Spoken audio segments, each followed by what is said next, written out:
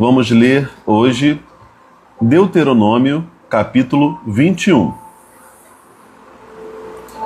Se alguém for encontrado morto no campo, na terra que o Senhor, o seu Deus, dá a vocês para dela tomarem posse, sem que se saiba quem o matou, as autoridades e os juízes sairão e medirão a distância do corpo até as cidades vizinhas. Então, as autoridades da cidade mais próxima do corpo apanharão uma novilha que nunca foi usada no trabalho e sobre a qual nunca foi posto jugo, e a levarão a um vale de terras nunca aradas, nem semeadas, e onde haja um ribeiro de águas perenes. Vocês quebrarão o pescoço da novilha. Depois, os sacerdotes, descendentes de Levi, se aproximarão, pois o Senhor, o seu Deus, os escolheu para ministrarem, para pronunciarem bênçãos em nome do Senhor e resolverem todos os casos de litígio e agressão.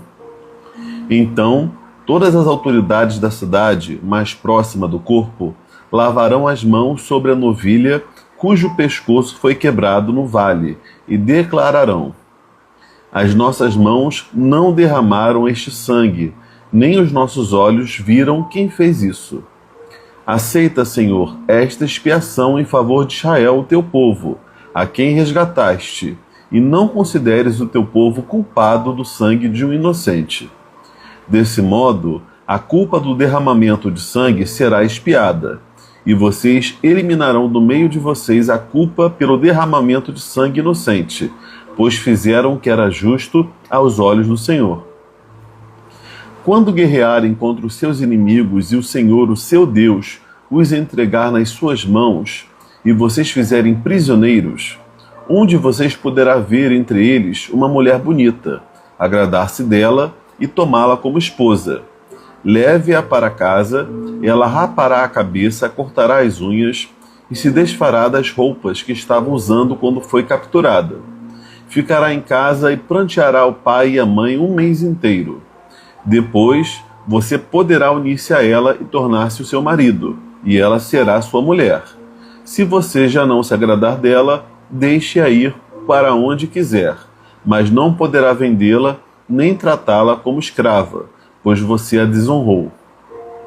Se um homem tiver duas mulheres, uma a quem ama e outra a quem não ama, e ambas lhe derem filhos, mas o primogênito for filho da mulher que ele não ama, quando repartir a herança dele entre os filhos, não poderá dar os direitos do primogênito ao filho da mulher amada, dando-lhe preferência em detrimento do seu verdadeiro primogênito, ou seja, o filho da mulher que ele não ama. Ele deverá reconhecer como primogênito o filho da mulher que ele não ama, dando-lhe porção dupla de tudo o que possui. Aquele filho é o primeiro sinal do vigor do seu pai, e a ele pertence o direito da primogenitura. Se um homem tiver um filho obstinado e rebelde que não obedece a seu pai nem a sua mãe e não os escuta quando disciplinam, o pai e a mãe o levarão aos líderes da comunidade, à porta da cidade, e dirão aos líderes: este nosso filho é obstinado e rebelde, não nos obedece, é glutão e vive bêbado. Então todos os homens da cidade o apedrejarão até a morte. Eliminem o mal do meio de vocês. Todo Israel saberá disso e temerá. Se um homem culpado de um crime digno de morte for morto e pendurado em um madeiro, não deixem o corpo no madeiro durante a noite. Enterrem-no naquele mesmo dia, porque qualquer que for pendurado em um madeiro está debaixo da maldição de Deus. Não contaminem a terra que o Senhor, o seu Deus, dá a vocês por herança. Ok, vamos aos comentários. Olá, Mirza, tudo bom? Boa noite. Vamos comentar aqui esse capítulo 21 do livro de Deuteronômio, que traz aqui diversas leis relativas à vida, né, do povo, à sociedade. E eu separei aqui 5 temas, então, que são 5 leis específicas aqui. Uma relativamente ao homicídio não desvendado, quando não encontravam quem assassinou uma pessoa. Depois vai falar do casamento com prisioneiras de guerra. Depois vai falar sobre o direito de primogenitura, que era um direito já estabelecido, e se estava aqui evitando um certo erro, né, uma má aplicação desse direito. Depois vai falar sobre o castigo a filhos rebeldes, um tema polêmico aqui, mas a gente vai conversar. E por fim vai falar sobre os criminosos que eram pendurados no madeiro, como deveriam proceder com aquele corpo do criminoso que cometeu um crime passível de morte. Então vamos falar por partes. Vamos do primeiro aqui, que é o homicídio não desvendado, está nos versículos 1 ao 9.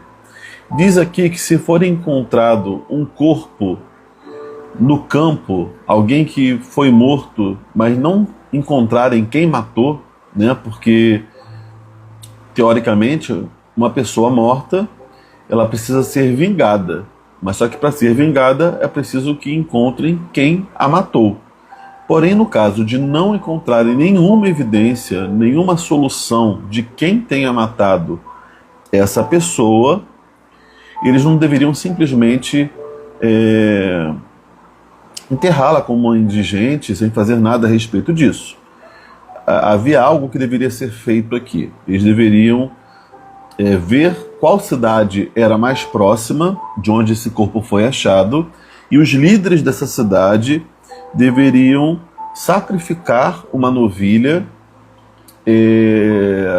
e o sacrifício dessa novilha então substituiria o sacrifício daquele que cometeu o crime, mas não foi achado.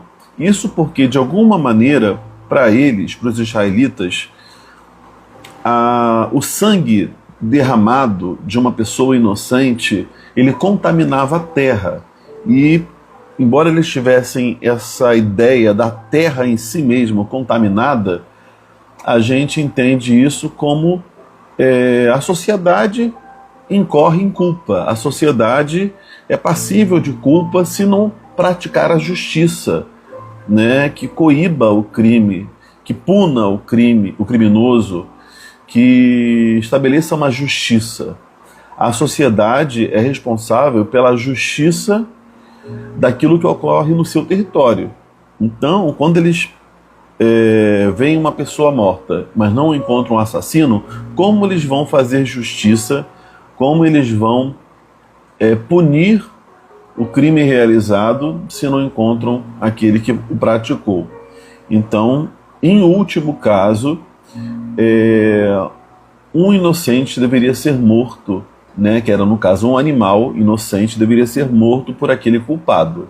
Alguém tinha que pagar por esse crime. Deus já vinha há muito tempo ensinando a eles esse princípio, de que todo crime merece ser penalizado, né? Diante da santidade de Deus, que é o Criador da vida, um Deus perfeitamente santo, justo. Então, Deus não pode simplesmente tolerar o mal e não fazer nada a respeito dele. Então, ensinando esse princípio da sacralidade da vida e de que toda maldade merece uma reparação, é instituído isso aqui, que se não houvesse a quem punir pelo crime cometido, então um animal inocente deveria ser punido. E diz aqui que essas autoridades pegariam a novilha, a levariam para um vale, onde havia um ribeiro, houvesse um ribeiro de águas, e ali eles quebrariam o pescoço da novilha, punindo ela em vez daquele agressor que não encontraram. Mas isso para nenhum crime ficar impune, como eu expliquei. E enquanto eles estivessem fazendo aquele rito, né, eles também estariam lavando as suas mãos sobre a novilha, por isso o ribeiro próximo, né? E eles falariam: as nossas mãos não derramaram este sangue. Então eles estavam realmente lavando as mãos para dizerem que eles não tinham culpa naquele assassinato. Isso daí nos mostra vários princípios que a gente vai comentar no final. Vou deixar hoje para comentar a maior parte dos princípios, aplicações no final, tá bom? Mas já adianto que tem a ver com a sacralidade da vida humana. Isso daí é válido para todas as eras, independente dos métodos de se fazer valer esse princípio, esse valor. Mas a vida humana é sagrada. O ponto 2, a segunda lei aqui específica, fala sobre o casamento com prisioneiras de guerra. Tá, a partir do versículo 10 aqui. O que acontece?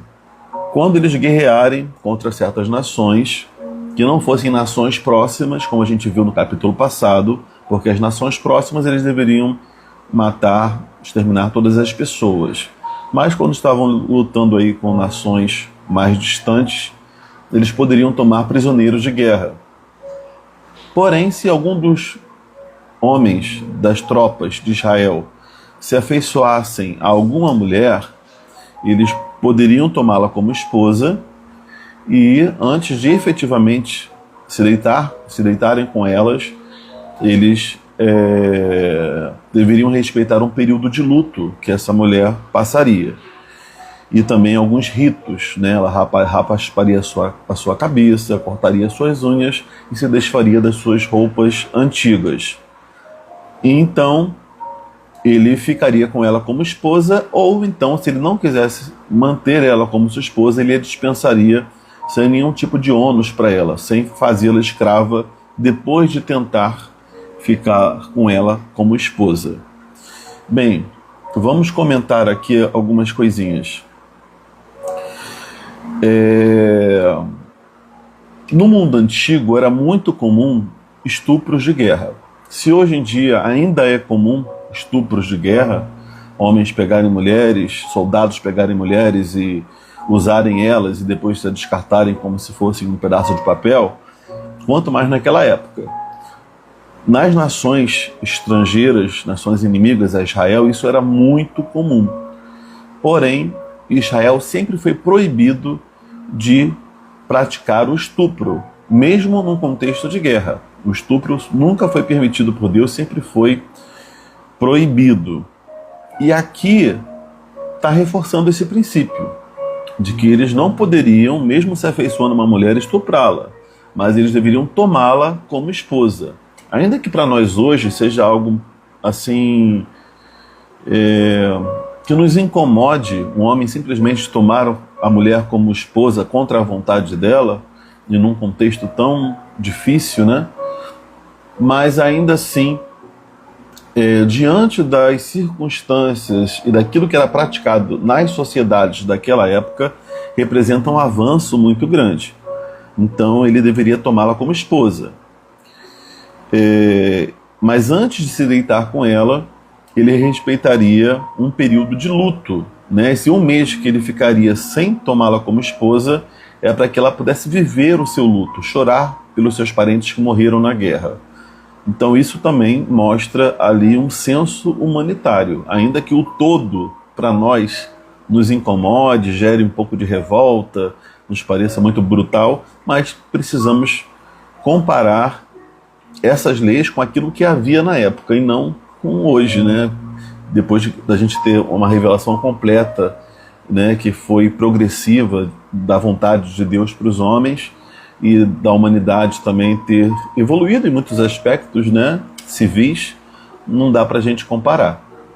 Mas a gente precisa entender como para aquela época já foi um avanço. Então ele respeitava esse período de luto.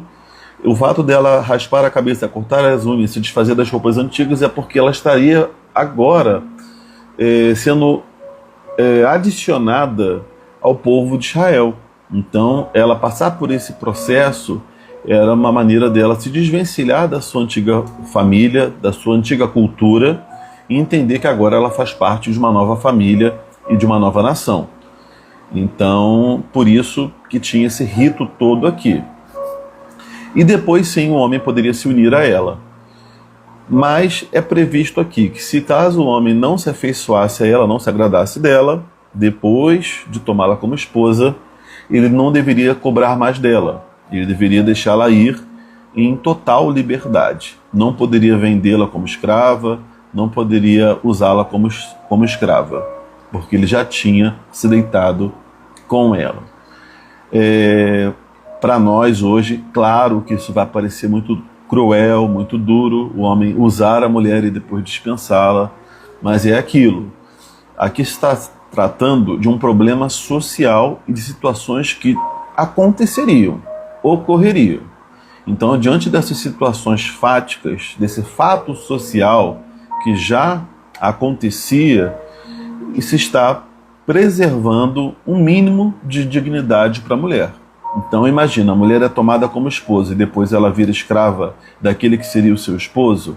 Então, para ela não ser ainda mais humilhada depois de tudo que ela passou, então esse homem não poderia maltratá-la e deveria dispensá-la sem tomá-la como escrava, sem obter mais nenhum tipo de vantagem em cima dela. Então é isso, a gente precisa entender que há aqui algumas regras, algumas orientações que preservavam ali uma questão humanitária, ainda que para nós hoje esteja defasada, mas para aquela época representava um avanço considerável, tá bom?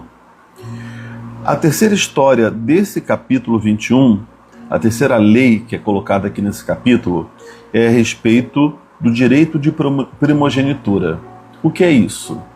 O primeiro filho de cada família, de cada homem, ele já estava estabelecido, isso não está sendo criado aqui, mesmo que Deuteronômio seja uma repetição da lei de Moisés, mas mesmo considerando o contexto onde isso foi dito, não foi criado aqui, isso já existia, tá? Desde muito tempo.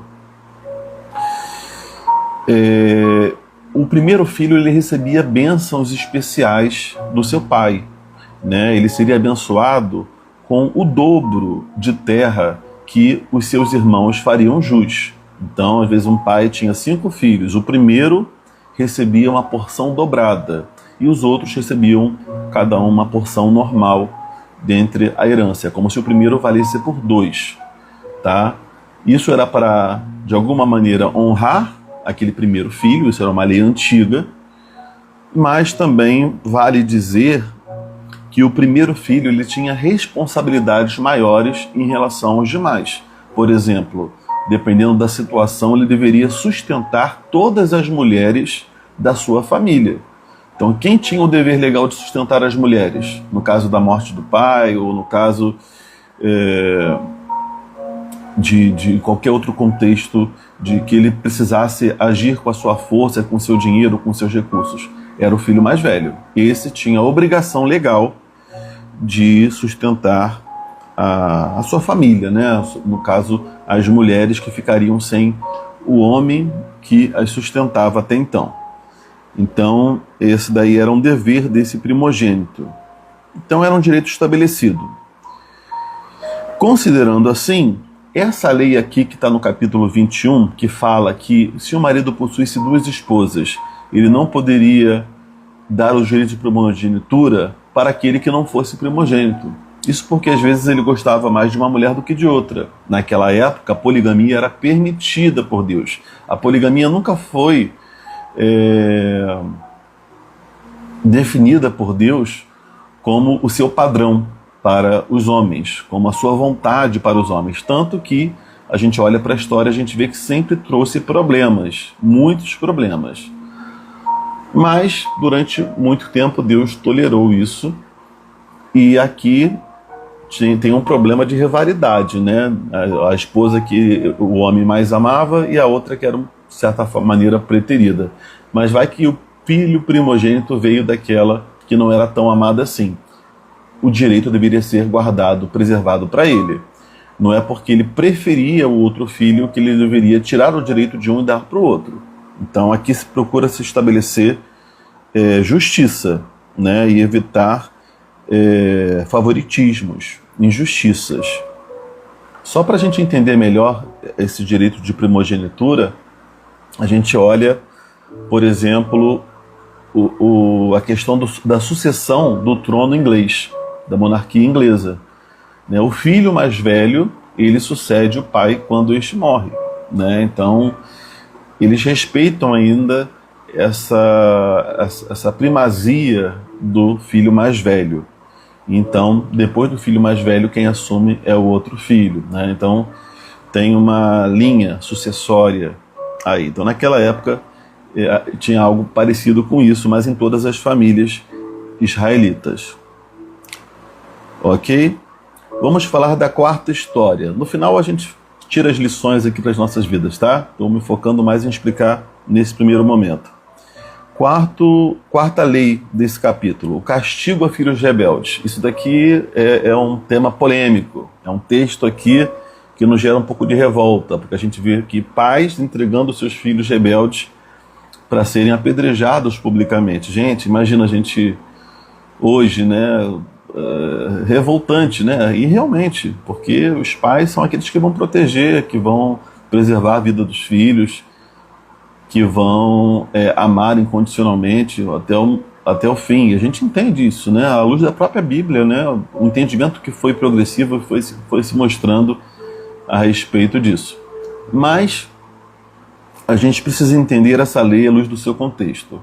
No seu contexto, a gente vê uma nação que está se formando, valores que estão sendo estabelecidos e a menor situação que gerasse caos social, gerasse divisões familiares, gerasse problemas, deveria ser mitigada, deveria ser cortado o mal pela raiz. Então a gente está falando de uma sociedade que está se formando, por isso ela possui leis muito rígidas e todos precisavam obedecer minimamente a essas leis. É claro que havia muito espaço, mesmo numa sociedade assim, para arrependimento, para correção de rota, para que aquela pessoa que estivesse indo por um caminho mau pagasse de uma forma não capital pelos erros e pecados que cometeu, né? A não ser que ela cometesse o pecado de tirar a vida de alguém, ou então fizesse algo análogo, como blasfemar contra o nome do Senhor. Tirando isso, havia um espaço para essa pessoa pagar de outras maneiras, ou ser realmente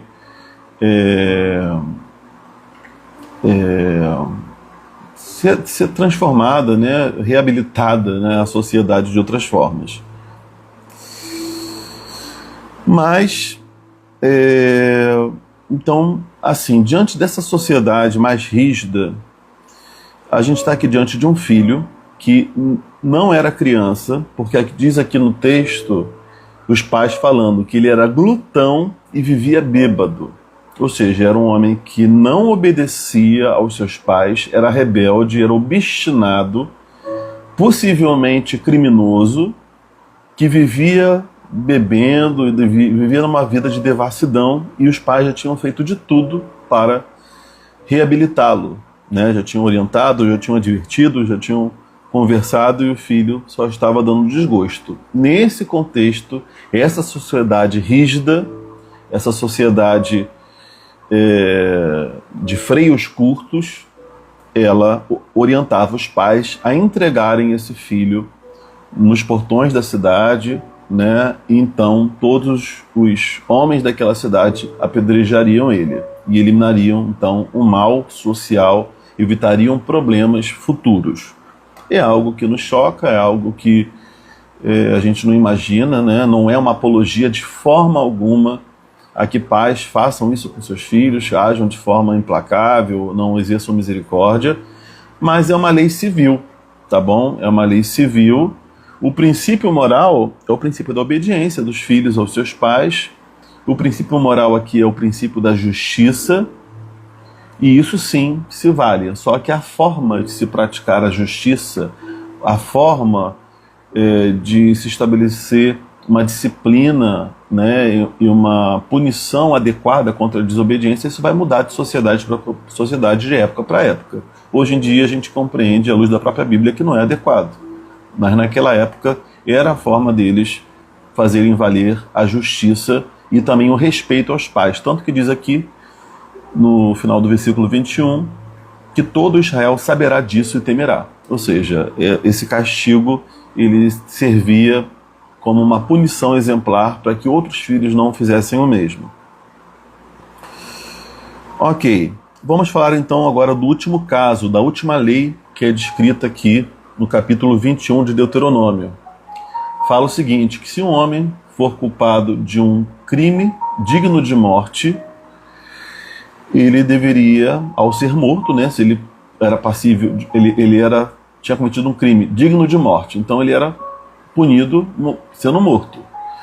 Ele seria pendurado em um madeiro, né? Isso era muito comum com os criminosos antigos, para que, ao seu corpo ser pendurado no madeiro, ele servisse de exemplo para os demais transgressores ou possíveis futuros transgressores da lei, para que não fizessem o mesmo, não fossem pelo mesmo caminho. Por isso que eles penduravam o criminoso numa madeira, deixava ele bem exposto, né, em locais públicos, para que servisse de alerta para os demais.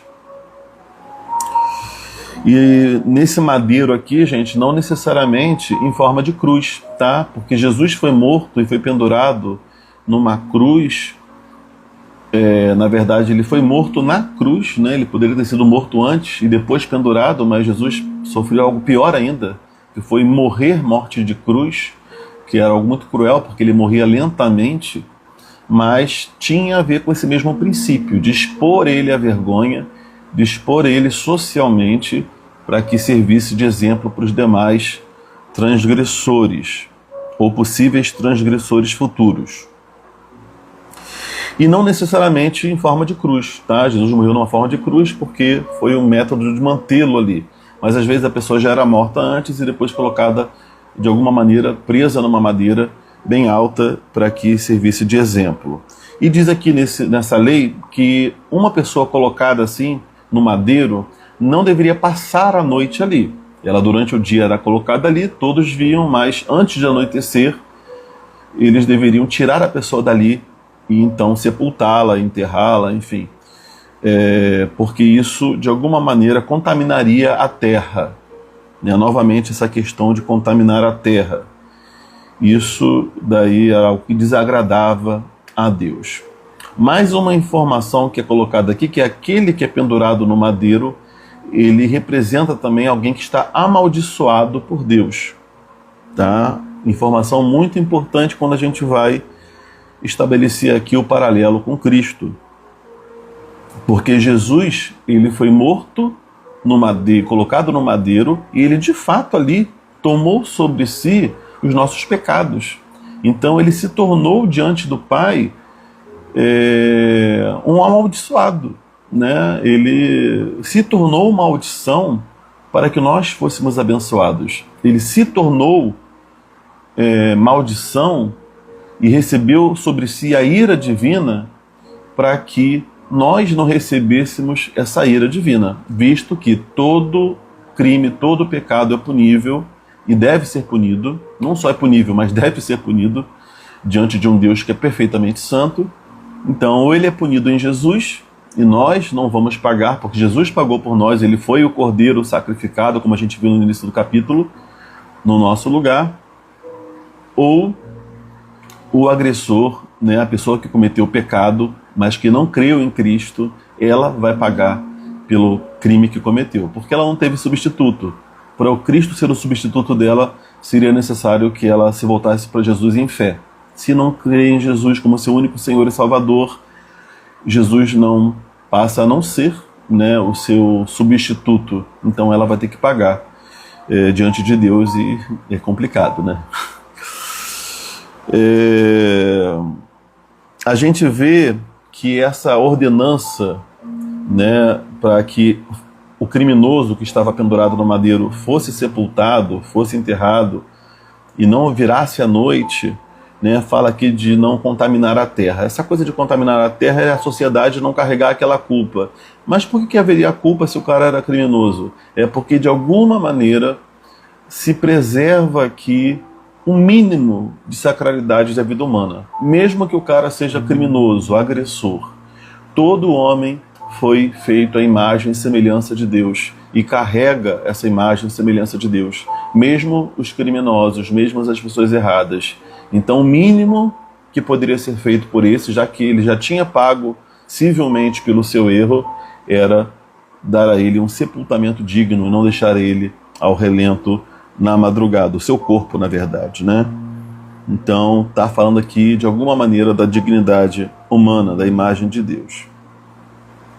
Vamos para as lições desse capítulo cheio de leis civis, leis específicas aqui, e que tinham uma questão, claro, religiosa junto.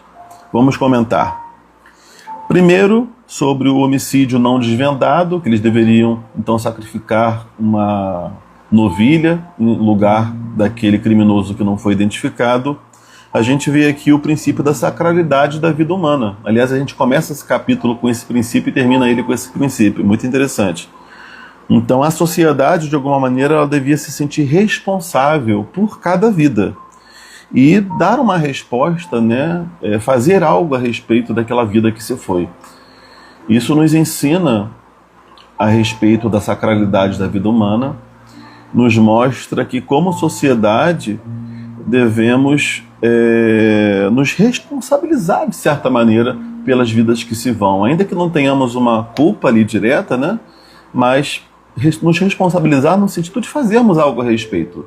Não banalizarmos a vida, tem um corpo estendido ali, deixa ele para lá, sabe? Não vamos ignorar. Não, de alguma maneira a gente precisa reparar isso que foi feito, a gente precisa dar uma resposta diante desse crime que foi cometido, a gente precisa se implicar nisso que aconteceu no nosso território, né? Então isso fala para nós como cristãos que não devemos ser indiferentes, né, aos assassinatos que são feitos no nosso país, aos crimes contra a vida, às pessoas que sofrem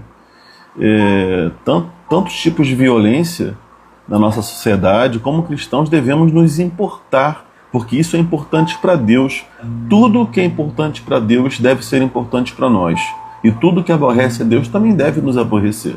Mas não com um senso de justiça pessoal, não por um senso, sabe, de estranheza pessoal simplesmente, mas por entendermos que afronta a santidade de Deus e nós, como cristãos, somos zelosos pela santidade de Deus e pela glória de Deus. Então, a sacralidade da vida humana é um princípio e nós devemos socialmente nos importar com aqueles que têm as suas vidas ceifadas. Mesmo que não possamos colaborar com a resolução de um caso, devemos, das formas que tiverem ao nosso alcance, nos importar, pleitear o direito, né, daqueles, tentar de alguma maneira dar uma resposta a esse mal social. O segundo ponto, que era o casamento de uma prisioneira, né, a maneira como isso se dá comparativamente ao entendimento de direitos humanos hoje é algo atrasado e é algo que nos choca, nos gera ainda um pouco de revolta. Porém, considerando o contexto da época, nós vemos que há um avanço muito grande de ver a mulher como alguém que merecia um mínimo de dignidade. Então, a gente vê que nessa lei aqui, relativa às prisioneiras de guerra, há sim uma preocupação mínima com a dignidade daquela mulher, tanto em dar a ela o tempo de luto, quanto a dispensá-la caso ela fosse primeiramente tomada como esposa, mas depois o homem mudasse de ideia, que pelo menos ela não virasse escrava, que ela tivesse a sua liberdade. Então isso nos ensina que mulheres não são coisas. Mulheres são seres humanos criados à imagem de Deus, assim como os homens. E à luz de toda a verdade bíblica, de tudo que nós aprendemos na Bíblia, nós somos indesculpáveis de dispensar à mulher um tratamento inferior do que é dado a homens, dispensar à mulher um tratamento inferior ao que é digno um ser humano receber por ser criado à imagem e semelhança de Deus. Assim como naquela época eles foram melhores do que os seus pares, né, na sociedade, hoje nós, como cristãos, devemos ser melhores do que o mundo. Então, O mundo dá que tipo de dignidade para a mulher? Os cristãos devem dar mais. Os cristãos devem dar mais valor. Não é superdimensionar nem subdimensionar. É dar o valor correto que a Bíblia dá a todo ser humano. Valor, direito, dignidade, tudo isso. Tá? Nós devemos ser os primeiros a levantar a nossa voz pelos direitos das mulheres e o valor das mulheres. O terceiro ponto, sobre o direito de primogenitura. Não é um direito do nosso ordenamento jurídico, da nossa sociedade hoje, mas assim como esse direito aqui buscou ser preservado em detrimento a atitudes de favoritismo, né, interesses pessoais que corrompiam um direito já estabelecido, assim também hoje devemos zelar pelo que é direito, pelo que é justo, e não agirmos com favoritismos, não agirmos por interesses escusos. Precisamos honrar as leis estabelecidas, desde que não nos façam pecar contra Deus, devemos honrá-las, obedecê-las e não agir de forma errada por interesses pessoais. O ponto 4, que é o castigo a filhos rebeldes. Também, como eu já falei, evoluímos, né, em entender como lidar com pessoas difíceis. Elas devem, muitas das vezes, responder legalmente pelos seus atos, mas é claro que pais não vão entregar os seus filhos, muito menos para serem mortos, né? Não é esse tipo de punição que nós temos hoje, graças a Deus. Porém, eu já vi casos, gente, de pais que até diante da impenitência dos filhos, de crimes horríveis cometidos pelos filhos, pais entregando seus filhos à justiça para que pudessem pagar por esses crimes. Isso em casos excepcionais e muito sérios, né? Mas até os pais, quando faziam isso, a gente percebia que havia um interesse de que esse filho não fosse morto aí na rua, mas que ele de alguma maneira pudesse, com a punição pelo Estado, uma eventual prisão, pudessem refletir sobre suas vidas e se arrependerem da vida que estavam levando, né, de crimes. Mas não se tratando de um caso tão extremo como esses, a gente entende que pais devem corrigir e ensinar os seus filhos. Isso é um princípio, tá? Então, de que maneira a gente traz esse texto para hoje? Os pais são responsáveis, sim, por corrigir e ensinar os seus filhos. Por quê? Se não fizerem isso, o que vai acontecer? Os filhos vão ser ensinados pela vida. E muitas das vezes vão ser ensinados pela vida da forma mais cruel possível. A gente vê aqui que quem de fato impetrava a sentença de morte contra esses filhos impenitentes, esses filhos que não respeitavam, não obedeciam e que estavam imersos numa vida totalmente errada, não eram os pais diretamente, né? Eles entregavam eles à sociedade, a sociedade então punia esses filhos. Então, assim, a gente tira aqui, os pais vão educar e eles vão ensinar, vão advertir, mas se esse filho não ouvir, ou se os pais não cumprirem o seu dever de ensinar e por conta disso o filho levar uma vida errada, a vida vai ensinar, né? A sociedade, os homens vão ensinar, e às vezes de uma forma cruel, mesmo que não seja de uma forma capital, né, que tire a vida dele. A gente entende que nem sempre depende dos pais. Os filhos já adultos, eles não estão debaixo dessa tutela dos pais, e os pais não devem ser sempre responsabilizados. Nem sempre uma pessoa que se perde é porque os pais não deram educação. Às vezes deram, mas a pessoa, infelizmente, por uma questão de escolhas e caráter, ela vai por um caminho muito triste, um caminho até de morte. Quantos traficantes não têm mães crentes que oram por eles, mas eles fazem as suas escolhas, e às vezes o que o pai e a mãe podem fazer quando o filho já chega numa idade de independência e de escolhas, às vezes o melhor que ele pode fazer é dar exemplo, é amar e é orar pelo seu filho. E o ponto 5, que é um criminoso pendurado no madeiro, né, que servia de exemplo. A gente vai falar aqui sobre a sacralidade da vida humana, no sentido de não permitirem que ele ficasse no madeiro durante a noite, ele deveria ser sepultado. Então, esse cuidado, mesmo com o corpo de um criminoso, mostra a dignidade, a sacralidade da vida humana, que todo homem foi criado à imagem e semelhança de Deus, e também aponta para o que Jesus fez por nós, que a gente já falou aqui, e esse é um ponto maravilhoso, né? A gente entender que, na verdade, nós éramos para estar naquela cruz que Cristo foi morto.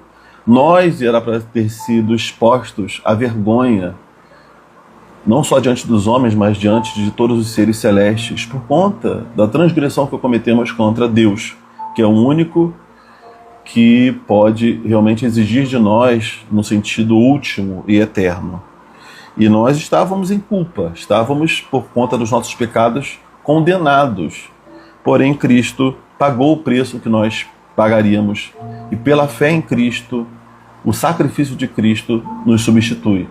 E Cristo, por ter cumprido a justiça de Deus, ele é exaltado, ele vence a morte e ele, assim, também garante para nós a vida eterna, né? Garante que nós também ressuscitaremos e viveremos com ele para todos sempre, aqueles que creem.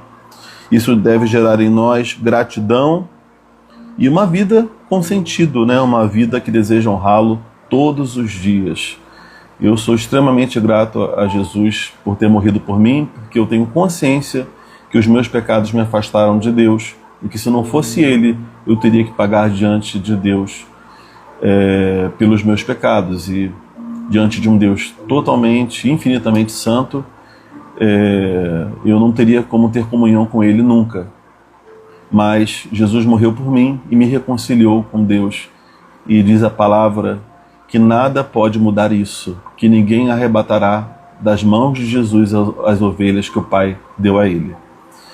Eu louvo a Deus, porque a gente está falando de Jesus, do Pai, mas a gente sabe que tanto o Pai, quanto o Filho, quanto o Espírito Santo são Deus.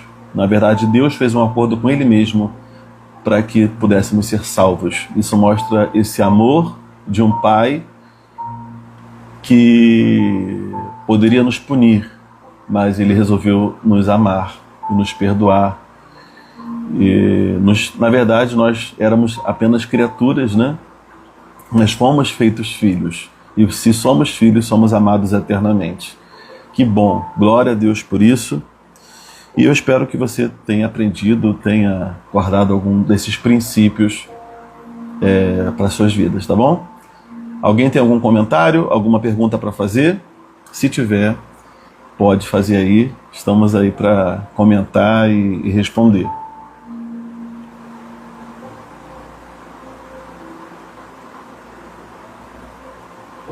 Esperando, porque eu sei que tem uma diferença de tempo entre o vídeo e vocês responderem, mas também sei que estou lidando com pessoas um pouco tímidas às vezes, ou que estão falando para si mesmas agora, já falei. Hoje eu só quero receber, só quero refletir aqui. Vamos finalizar então? Que bom, meu amigo, fiquei feliz que você entrou, que está aí. Tamo junto, meu grande amigo Samuel. Que bom, meus amigos. Então vamos finalizar. Fiquem com Deus e até a próxima. Tchau.